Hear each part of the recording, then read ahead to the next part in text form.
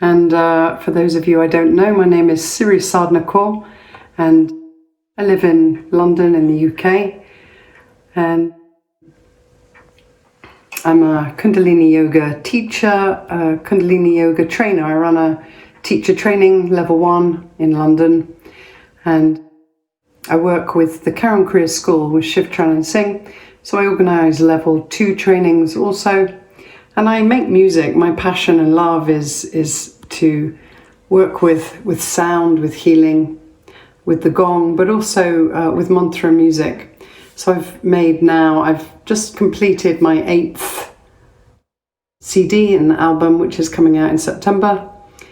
And I and I work with music, and I love to chant and sing. And I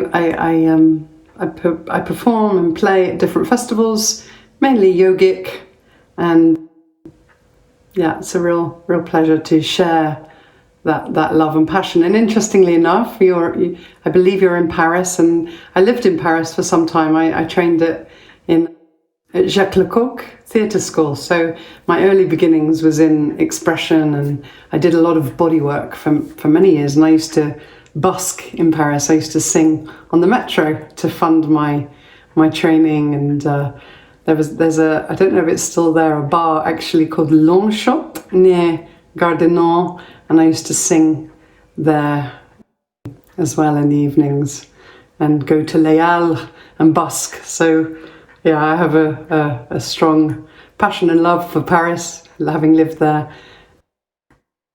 So that's a bit about me, and we're going to be doing a Kriya today, which is working very much with the body, both physically and energetically. So we're working with the navel center, and this links us to the 3rd chakra, which is approximately, in many traditions, they talk about it being below the umbilicus, the actual belly button, the navel center. So if you were to take 3 fingers and place it below your navel, and then imagine from that space, a few fingers inside, there's an energetic point called the navel center, the Nabi center. In yoga, the term is Hara. In the Chinese tradition, they talk about the Dantian. So it's this point of power that connects to the lower 3 centers, what's known as the lower triangle, the lower chakras. So the root chakra, which connects us to the earth, the sex chakra, the 2nd chakra, and then the 3rd chakra, which is our navel, our Nabi. And this is our center of will, if you like. It's a gateway. And there is a nerve plexus around this whole area it's the original aspect where the prana flows from.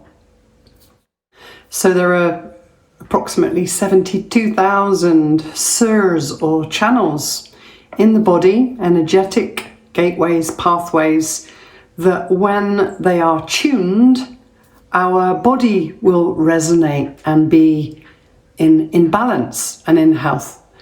So, Sat Nam, Emmanuel, welcome. So we're connecting to this center, and many of the scriptures talk about all disease starting from this point in our bodies. Energetically, it's really the area of our expanse and our depth.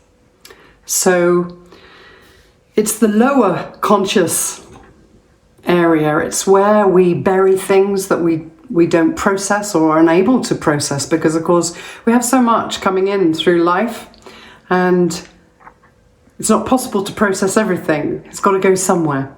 So this whole region below the navel is an area where we can store what is unprocessed, and we can bury. So our job in yoga, really, through physically and energetically, is this clearing and cleaning, where we have an opportunity to bring things into balance. We can utilize the force and the power when we do this work to clear out, to clean out. And we can have unstored emotions in this area. And of course, there's nothing wrong with the emotional force. We know about this as women. And it's what we do with it. Can we harness that emotion? Because emotion can be the language of the soul. But can we utilize that emotion in the lower realm to rise up to the heart? And there's this expression, we take this emotion, this force, toward devotion. So that power and force comes in service to something other than our own self, right? Our own needs, our own wants, our own desires. So in this point, it's a collection point of energy. And when in consciousness, we can utilize that force. And often in life, we've disassociated from this whole area. It's the realm of the animal, the instinctive, and we've disrespected this on the planet, right? And the animal connects us to nature. And this is often what, as human beings, we've abused. We've disassociated from nature, from that natural essence. And so this corresponds as a mirror also within ourselves. How can we re-engage and call back and honor coming back to that origin within ourselves and that sense of innocence within the body? So in Kundalini yoga, we're activating. It's not that you're never going to have problems again when you work energetically and meditate. Actually, what we do is when we gain the energy and power, we can come through our challenges in life, right? It's not that we become problem-free. It's just that we gain tools. We gain access to, when we connect to this lower triangle, these lower centers, it's a platform. We re-engage, and we re-engage this core so that we can utilize that power to empower throughout the rest of the life. So it can start to inform. We can embody and anchor through our speech, through our words, through what we say, through what comes out of our mouth, because of course we're creative beings.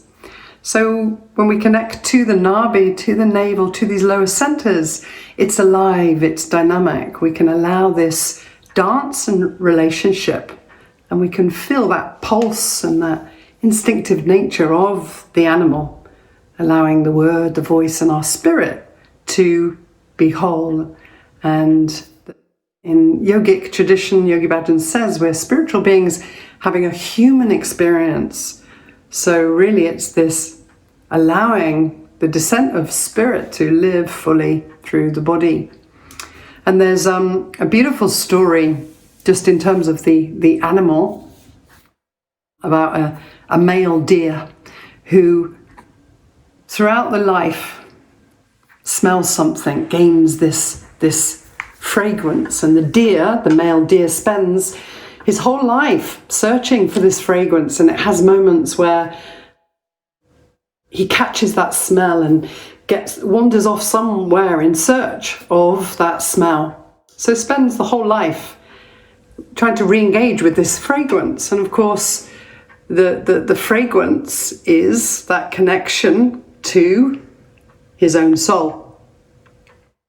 And so throughout the life, coming towards the end of his life, the deer, he goes deep into the forest where nobody goes, and finds a tree and lies down in front of the tree. And as he lays down, the head bows toward the navel, and then suddenly the fragrance is there. And the fragrance was always there.